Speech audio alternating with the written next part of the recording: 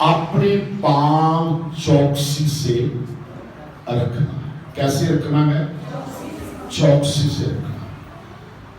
आज का संदेश ये है कि क्या कारण है कि उपदेशक ने इस बात के लिए लिखा है कि जब भी तू परमेश्वर के भवन में आई, परमेश्वर के घर आई, तो अपना पांव चौकसी से रख। अपना पांव चौकसी से रख। पंजाबी के विच लिखा कि सावधानी ना रख, सावधानी ना रख। तो हम प्रभु के वचन में देखते हैं इस विषय के ऊपर कि परमेश्वर के भवन में पांव रखने के बारे में, सावधानी के बारे में क्यों लिखा है? परमेश्वर के भवन में सावधान या सावधानी के साथ, चौकसी के साथ पांव रखने के लिए कहा गया है। परमेश्वर के वचन में जब हम देखते हैं तो बाइबल मुकद्दस के अंदर सबो उपदेशक ने अपनी पुस्तक के अंदर बाइबल कहती है। इसके साथ एक वचन मैं और जब ऐड करता हूं तो उसके वचन में लिखा हुआ है,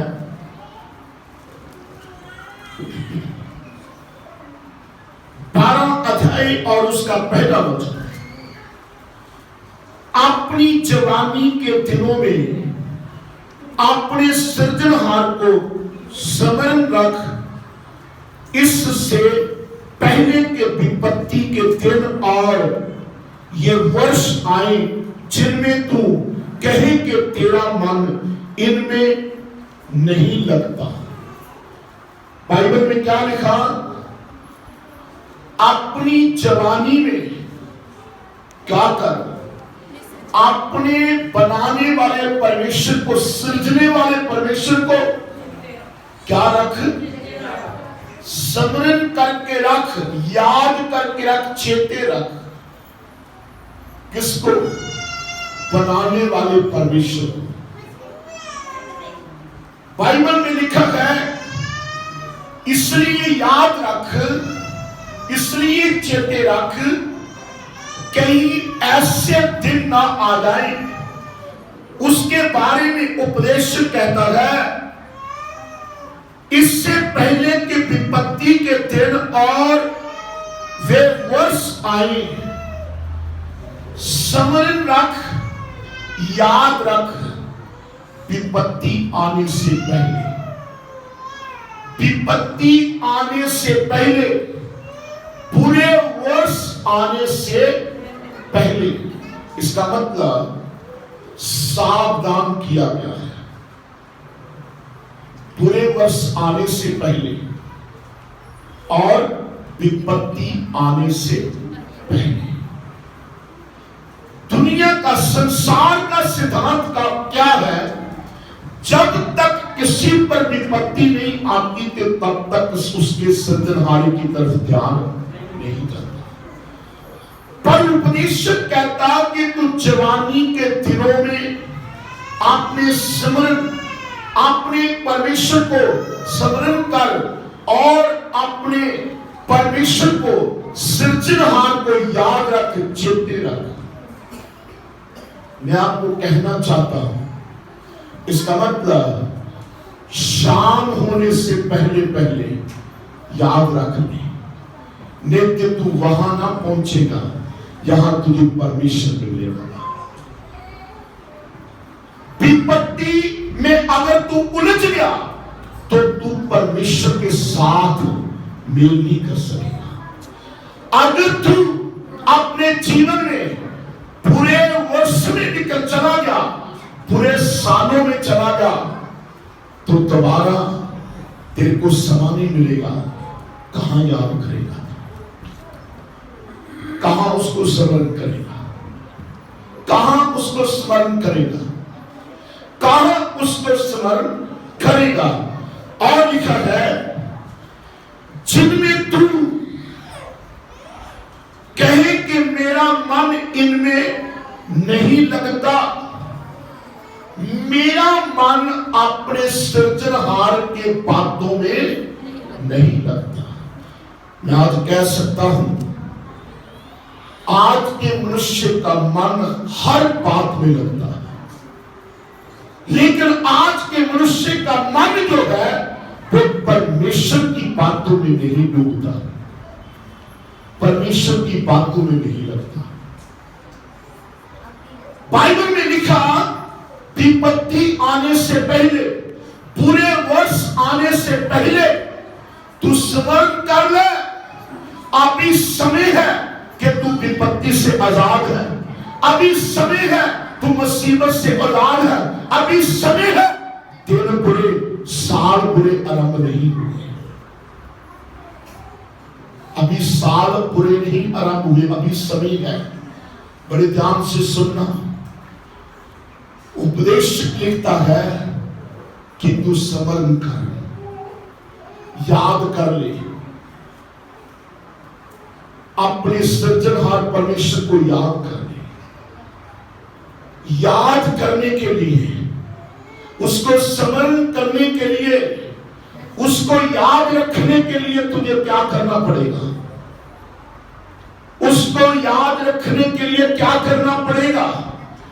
बाइबल में लिखा है, पहली बात तुझे परमेश्वर के भवन में आना पड़ेगा, लेकिन तू आएगा तो याद रखना, यहां तुझे अपना पांव चौकसी से रखना पड़ेगा। अगर तू याद करने के लिए आएगा तो तुझे इस भवन के अंदर, परमेश्वर के भवन के अंदर अपना पांव चौकसी से रखना पड़ेगा। क्यों रखना पड़ेगा चौकसी से? इसी विषय को हम सीख रहे हैं। अपना पांव क्यों चौकसी से रखना, अपने पांव को क्यों हमने सावधानी से रखना है? बाइबल में उपदेशक लिखता है कि परमेश्वर के घर के अंदर जब तू आए तो स्मरण कर, कब? अपनी जवानी के दिनों में। बड़े ध्यान से सुनना, तेरे जन्म का दिन तो बीत चुका है, तेरी जवानी का दिन भी खुदा से दूर न बीत जाए। तेरे जन्म का दिन तो बीत गया, बचपन की मीठी मीठी शरारतों में बीत गया, लेकिन याद रख, जैसे बचपन का जन्म का दिन बीत गया है, बचपन का दिन बीत गया है, याद रखना कहीं तेरी जवानी का दिन भी ऐसे ना बीत जाए। अगर तू बचपन में परमेश्वर को स्मरण नहीं रख सका, अगर तू बचपन में परमेश्वर अपने सृजनहार को पूर्ण तौर पर नहीं जान सका, तो अब समय है कि तू अपने जीवन को जवानी का दिन में याद कर सकता, जवानी के दिन में स्मरण कर सकता है। अगर तू जवानी के दिन में भी अपने सृजनहार को याद नहीं रख सका, तो बाइबल में क्या लिखा है? जवानी के बाद बुढ़ापे का दिन आता है। कौन सा दिन आता है? बुढ़ापे का दिन आता है। और मैं आपको कहना चाहता हूं, अभी भी समय है। 2 दिन व्यतीत हो गए, 2 दिन व्यतीत हो गए हैं। तुझे परमेश्वर ने बचपन की आयु में अच्छे वर्ष दिए हैं, तुझे जवानी की उम्र में तुझे अच्छे दिन, अच्छे साल दिए हैं। इसलिए दिए हैं कि तू अपने सृजनहार को क्या करे? स्मरण करे, याद करे। याद रखना, बचपन का दिन भी चला गया, जवानी का दिन भी चला गया, कहीं बुढ़ापे का भी न चला जाए। एक जो आज संडे बीत जाएगा, जो आज का एतवार बीत जाएगा, मैं चैलेंज करता हूं, आज का दिन कोई दुनिया की ताकत, कोई साइंस, कोई मेडिकल डॉक्टर, कोई दुनिया का राजा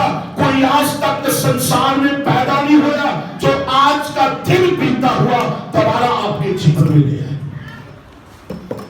इसलिए बाइबल में लिखा है, आप वो दिन, विपत्ति का दिन आरंभ होने से पहले, कष्टों का दिन आरंभ होने से पहले, परेशानियों का दिन आरंभ होने से पहले तू अपने सृजनहार को क्या कर, स्मरण कर। अब बड़े ध्यान से सुनना, पुराने नियम के अंदर सृजनहार को स्मरण करने के लिए कहा, नए नियम में यीशु मसीह ने कहा है कि जब भी तुम रोटी तोड़ो, इस प्याले में से पियो, मेरे स्मरण के लिए, मेरे स्मरण के लिए ऐसे किया करो। बड़े ध्यान से सुनो, परमेश्वर को भी याद रखना और क्रूस को भी याद रखना।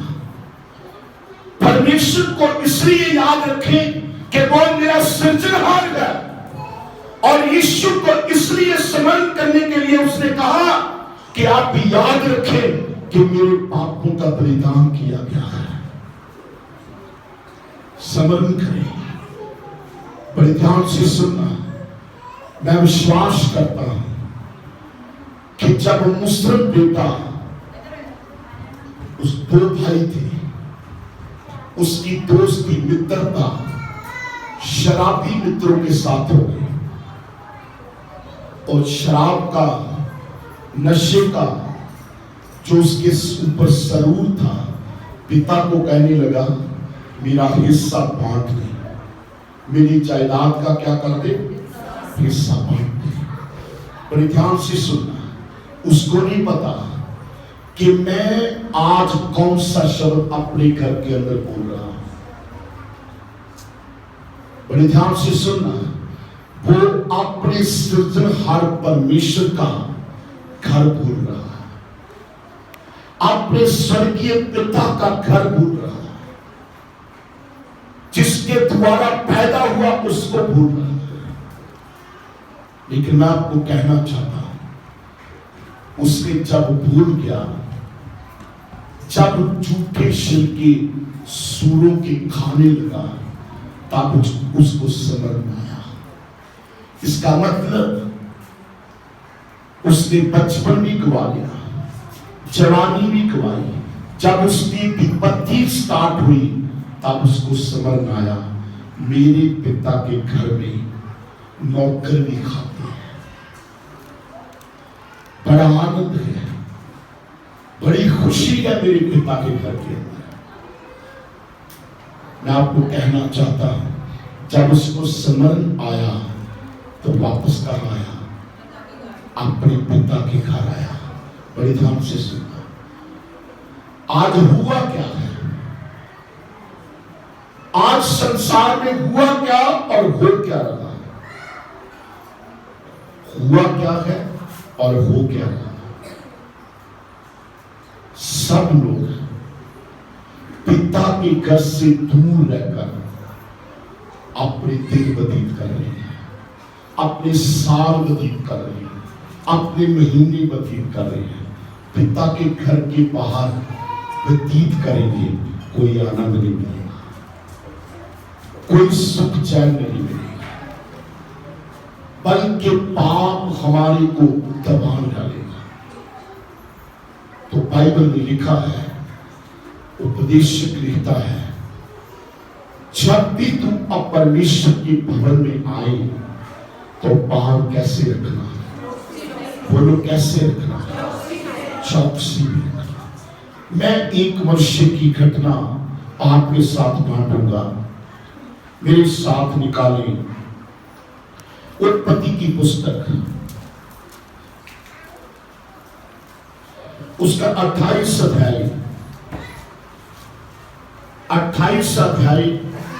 उसका 10 वचन से हम पढ़ेंगे।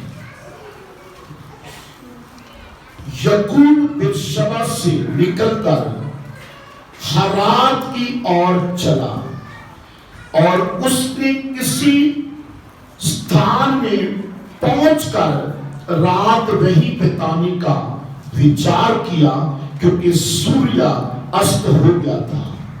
इसलिए उसने उस स्थान के पत्थरों में से एक पत्थर ले अपना तकिया बनाकर रखा और उसी स्थान में सो गया।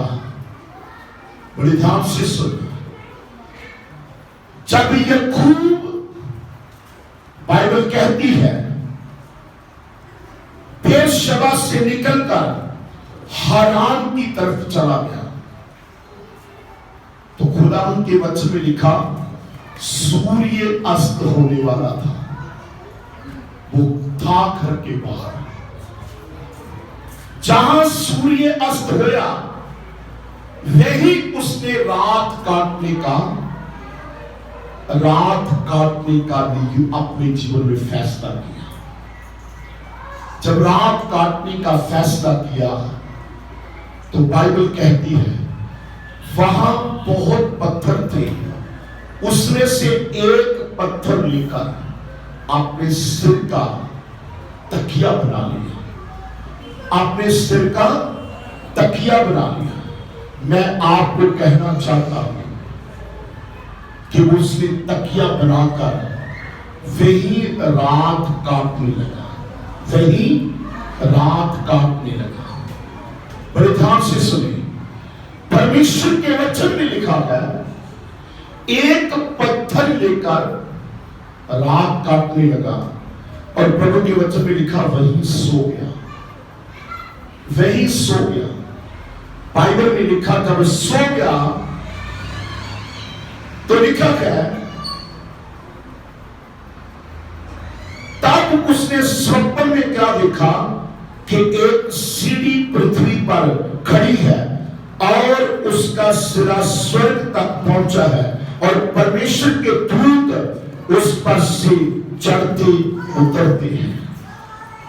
जहां वो सोया था कोई बिस्तर नहीं, पत्थर का तकिया बना लिया और उसने क्या कहा, अब तो रात को काटनी है। रात काटने के लिए वो सो गया, लेकिन बाइबल में लिखा रात को क्या हुआ, उसी स्थान पर एक स्वप्न देख रहा कि स्वर्ग के साथ एक सीढ़ी लगी हुई है। स्वर्ग दूत उतरते और चढ़ते हैं। प्लीज मेरा मेन पॉइंट आने वाला, ध्यान देना प्लीज, नहीं तो नहीं समझ आएगा। उसने दर्शन देखा कि स्वर्ग के साथ एक सीढ़ी लगी हुई है, आकाश के साथ स्वर्ग दूत उतरते और चढ़ते हैं। बड़े ध्यान से सुनना। परमेश्वर के वचन में लिखा जब उसने इस स्वप्न को देखा तो लिखा है और यहोवा उसके ऊपर खड़ा होकर कहता है, मैं यहोवा तेरे दादा अब्राहम का परमेश्वर। यहोवा परमेश्वर ने याकूब को कहा कि मैं तेरे दादा अब्राहम का परमेश्वर। इसका मतलब पता क्या, परमेश्वर यहोवा ने याद दिलाया कि जिस परमेश्वर जिसका मैं परमेश्वर था उसका नाम अब्राहम था। मैं तेरे दादा अब्राहम का परमेश्वर हूं, तू कहां भाग निकलता है, तू कहां भागा जा रहा है। बड़े ध्यान से सुनना। इसका मतलब क्या है, परमेश्वर ने उसको कहा मैं अब्राहम इसहाक का परमेश्वर हूं। मैं कोई तेरे लिए अचानक परमेश्वर नहीं हूं। मैं आपको कहना चाहता हूं दुनियावी तरीके से आपका कौन पिता है, कौन दादा है, कौन परदादा है, बाइबल को इससे कुछ नहीं लेना। बाइबल में जतई के घर जाकर यीशु ने एक बात कही, ये भी अब्राहम की अंश है। इसका मतलब बाइबल कहती है कि अब्राहम विश्वासियों का पिता है। अब सवाल ये है कि हम वहां हैं जो हमारे पिता का घर है, जो पिता का घर है, क्या सारा परिवार वहां है? बड़े ध्यान से सुनना, मुझे एक घटना याद आ रही है। जब यीशु मसीह गधे के ऊपर सवार होकर यरूशलेम की तरफ गया, तो जब परमेश्वर अपने पिता परमेश्वर के भवन में गया, उसने एक बात कही। जो लोग वहां आते थे दुआ नहीं करने आते थे, बंदगी नहीं करते थे, वो व्यापार करते थे। यीशु ने तो बात कही कि क्या तुम्हें नहीं पता कि ये लिखा है कि मेरे पिता का घर सब जातियों के लिए प्रार्थना का घर है। इसका मतलब सब जातियां अब परमेश्वर के घर से बाहर हैं। हमारे परिवार के मेंबर भी परमेश्वर के घर से बाहर हैं। यीशु मसीह ने कहा, क्या तुम्हें नहीं पता, ये बाइबल में पुराने नियम में लिखा है, मेरे पिता का घर क्या कहलाएगा? प्रार्थना का घर। कितने लोगों के लिए? सब जातियों के लिए। इसका मतलब परमेश्वर के भवन में परमेश्वर कितनी जातियों को देखना चाहता है? बोलो, कितनी जातियों को देखना चाहता है? सारी जातियों को देखना चाहता है। बाइबल में मैं आपको कहना चाहता हूं, सबोपदेश में इसीलिए लिखा है कि अगर तुम उस स्थान में पहुंच चुके हो जो परमेश्वर ने भवन बनाया था मूसा के समय में, जो परमेश्वर ने अपना घर बनाया था सुलेमान के समय में, याद रखना, आप लोग उसके भवन में आते हो लेकिन बिना चौकसी से आते हो। तुम्हें पता नहीं चला ये भवन की ताकत क्या है, ये भवन का मकसद क्या था, ये भवन का काम क्या था, आपने नहीं पहचाना। जो भजन से था हमने पढ़ा था, इसी चैप्टर में हम दोबारा आएंगे। 65 भजन से था, 65 65 अध्याय। Thank you Jesus.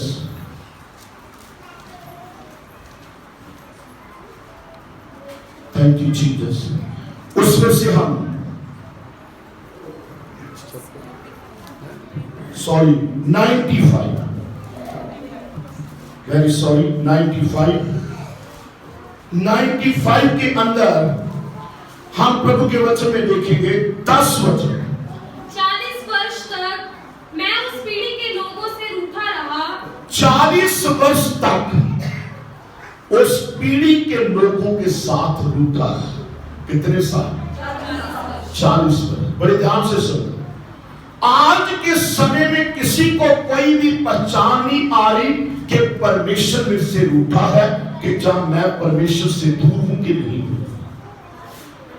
परमेश्वर के वचन में दाऊद कहता कि 40 साल 40 इयर्स वो परमेश्वर अपने लोगों के साथ रूठा रहा। 40 वर्ष। आप जानते हो क्यों? इसलिए आगे बढ़े। और मैंने कहा, हाँ, ये तो भटकने वाले मन के हैं। इसलिए रूठा रहा कि ये लोग भटकने वाले मन के हैं। कौन से मन के हैं? बोलो, कौन कैसा मन है? इसका मतलब जो परमेश्वर से घर के पास नहीं आना चाहता, जो परमेश्वर के घर नहीं आना चाहता, उसके अंदर वो मन नहीं जो खुदा को चाहिए। उसके अंदर कौन सा मन है? बोलो, कौन सा मन है? बोलो, कौन सा मन है? यीशु ने कहा कि मेरे पिता का भवन घर जो है सब जातियों के लिए प्रार्थना का घर है। लेकिन बाइबल कहती है 40 वर्ष में रूठा रहा अपने इस्राएली लोगों के साथ। क्यों उठा रहा? क्योंकि उनका मन का कैसा था? उनके अंदर बोलो, कैसा मन था? आप बड़े ध्यान से सुनना। भटके हुए मन में बंदगी करना बहुत मुश्किल है। अगर हमारा मन ही भटकता रहा, बड़े ध्यान से सुनना, एतवार का प्रचार सुनते हैं, सोमवार को उसी प्रचार से भटक जाते हैं, तो क्या खुदा रूठेगा कि नहीं? इसलिए बाइबल में लिखा है कि अगर आप चाहते हो कि मेरा परमेश्वर ना रूठे, याकूब नाम का अर्थ था धोखेबाज। आज बड़े ध्यान से सुनना, परमेश्वर यहोवा ने उसकी धोखेबाजी को नहीं देखा, बल्कि उसने इस बात को देखा कि मैं इसके दादा अब्राहम का परमेश्वर हूं। शायद अब्राहम की अंश उसको इसहाक शायद इस बात में परिपक्व नहीं बना सका, संपूर्ण नहीं बना सका, लेकिन याद रखना परमेश्वर आज उसको क्या कर रहा, अपना दर्शन देकर उसको प्रकट कर रहा है कि तेरा मन जो भटका है, तेरा मन भटका है, मन भटका तो भाई का हक छीना, मन भटका भाई का दाल खाकर, पता कैसे दी उसने सौ को दाल, कैसे दी? कहता अपने बड़ेपन का हक दे दे, दाल ले ले। आज भी याद रखना, ध्यान रखना, आज भी कई लोग अपनी जरूरतों के पीछे अपना हक गवा रहे हैं। जो परमेश्वर ने आपको हक दिया, बेटे का लिपालिकपन का हक दिया, आज संसार की जरूरतों को देखकर हम हक खो रहे हैं। इसलिए बाइबल में लिखा है याकूब धोखेबाज था, याकूब धोखेबाज था, पर खुदा नहीं था। खुदा ने उसको दर्शन दिया, इसका मन भटक गया है, इसका मन भटका हुआ गया। परमेश्वर ने उसके भटके मन को कैसे बदला? दर्शन देकर बदला। कैसे बदला? दर्शन दिखाकर, स्वप्न दिखाकर फिर बदला है। जब उसने बदला तो बाइबल में उसी चैप्टर में हम आए,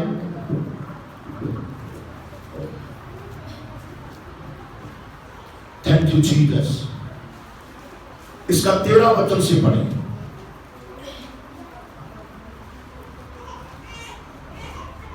और यहोवा उसके ऊपर खड़ा होकर कहता है, हाँ, मैं यहोवा तेरे दादा अब्राहम का परमेश्वर, हाँ, और इसहाक का भी परमेश्वर हूँ। इसहाक का भी परमेश्वर हूँ। जिस भूमि पर तू लेटा है, जिस भूमि पर तू लेटा है, क्या है वो?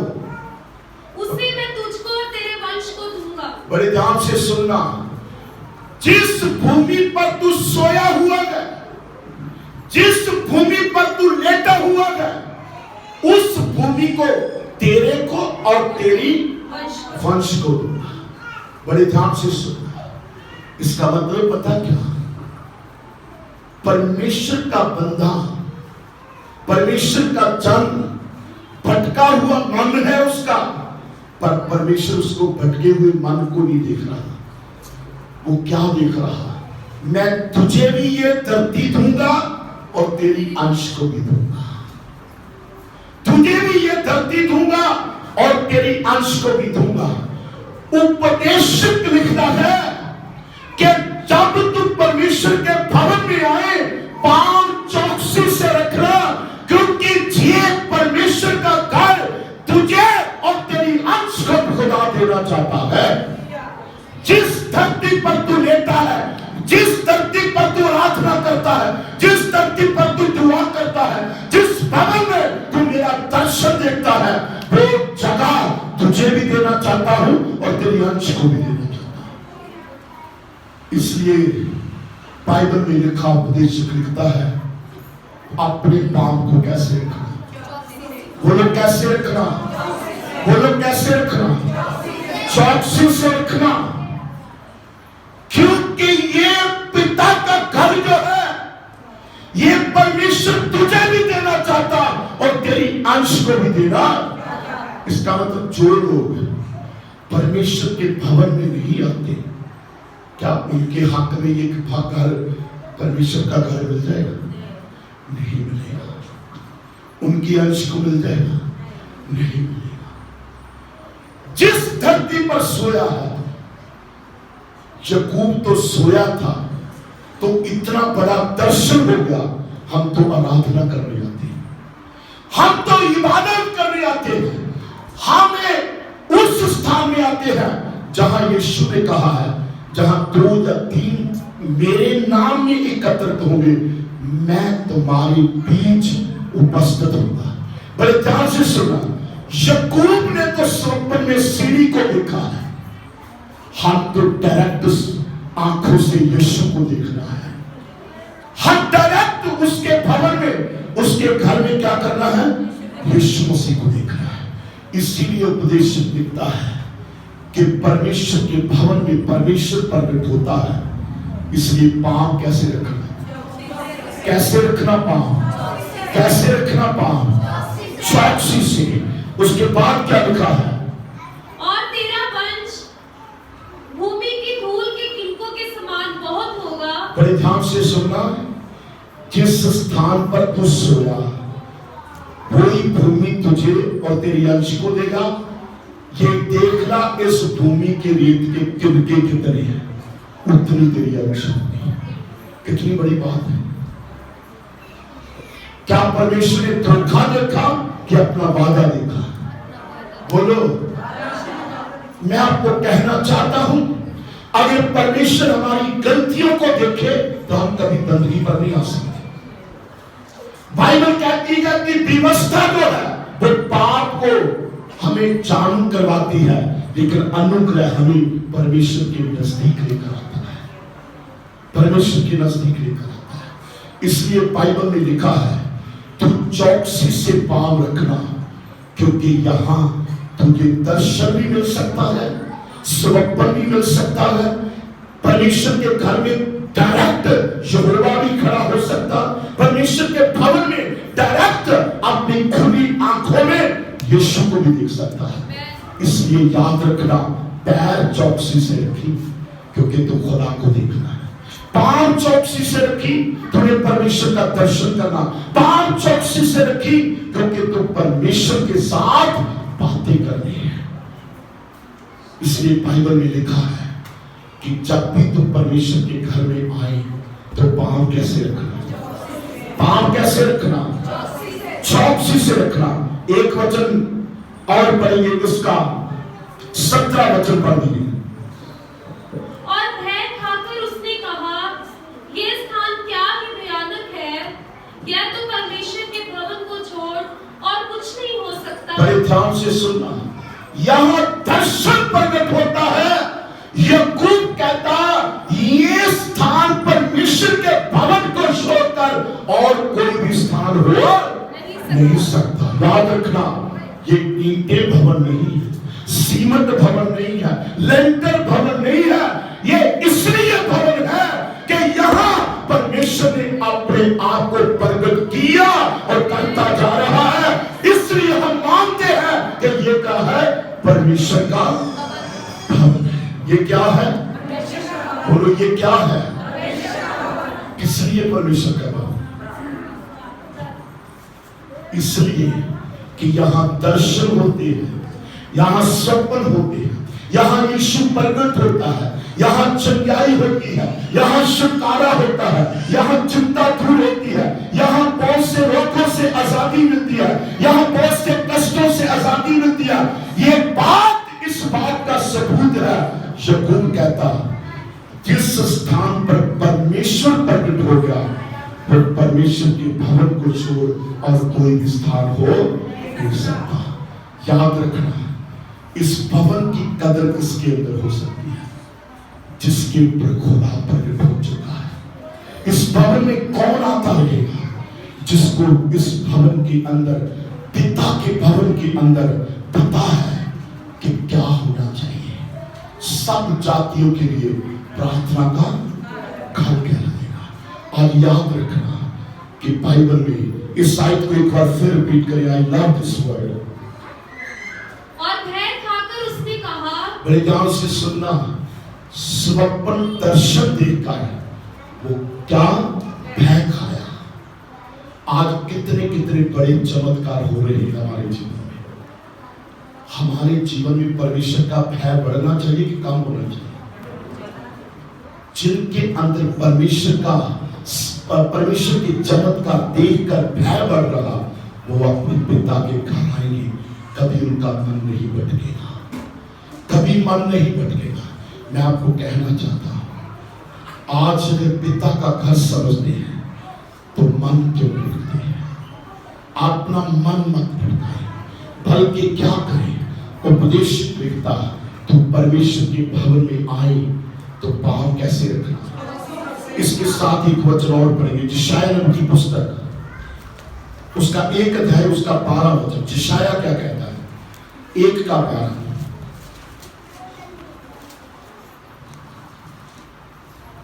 तुम जब अपने मुंह मुझे दिखाने के लिए आते हो, तुम जब अपने मुंह किसको दिखाने के लिए? थोड़ा और ऊंची बोल सकते हैं। अपने मुंह किसको दिखाने आते हैं? मेरा पसीना किसी को नजर आए या ना आए, मेरे यीशु को नजर आता है। हालेलुया। परमेश्वर के वचन में यशायाह क्या कहता है? तुम जब अपने मुंह मुझे दिखाने आते हैं। इसका मतलब जब हम परमेश्वर के भवन में आते हैं तो हम उसको क्या कर रहे हैं? अपना मुंह दिखाने आते हैं। इसका मतलब ये है कि इसीलिए उपदेश लिखता है कि अपना पांव चौकसी से रखना। अपना पांव कैसे रखना? अपना पांव कैसे रखना? चौकसी से। क्योंकि हम क्यों आए हैं? अपना मुंह खुदा को दिखाने के लिए।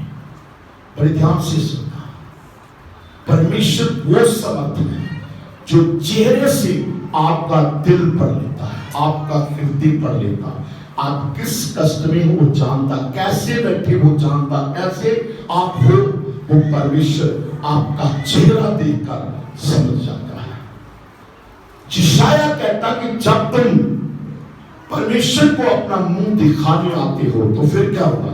तब ये कौन चाहता है हाँ, कि तुम मेरे आंगनों को पांव से रोंदो? कौन चाहता है कि मेरे आंगनों को पांव से रोंदे? कोई चाहता है? कौन चाहता है कि मेरे आंगनों को अपने पांव से रोंदे? इसलिए बाइबल कहती है अपने पांव से खुदा की आंगनों को रोंदे मत, बल्कि चौकसी से पैर रखे। कैसे पैर रखे? कैसे पैर रखे? चौकसी से पैर रखे। क्योंकि खुदावन के वचन में लिखा है अगर तू चौकसी से पैर रखेगा, एक वचन उसके साथ हम जल्दी लेंगे। 1 शमूएल 15 का 22। 1 शमूएल 15 का 22।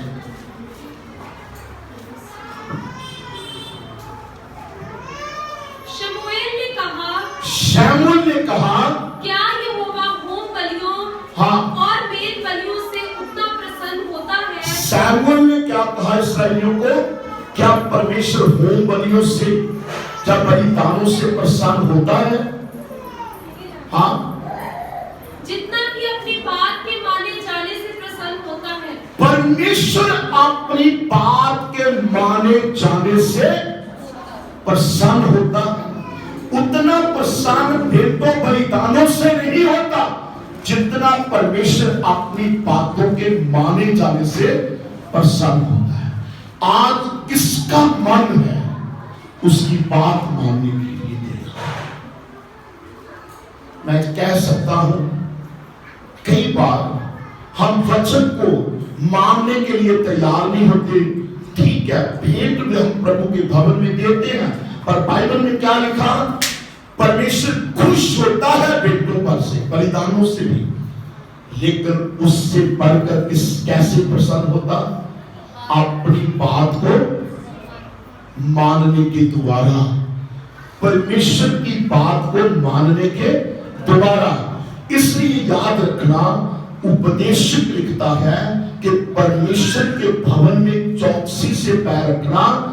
चाहे तो बलिदान चढ़ा दिया गया, अगर तू उसकी बात को न मान कर रहा, ये बात खुदा को अच्छी नहीं लगी, ये बात परमेश्वर को पसंद नहीं लगी। इसलिए प्रभु के वचन में मैं आपको कहना चाहता हूं, परमेश्वर के वचन में उपदेशक इसीलिए लिखता है कि तू मेरे घर के परमेश्वर के घर के अंदर जब भी आए तो पांव चौकसी से रखना, कि मैं पांव चौकसी से रखूंगा, मैं परमेश्वर की बातों को मान कर वापस जाऊंगा, परमेश्वर की बातों को मान कर वापस जाऊंगा।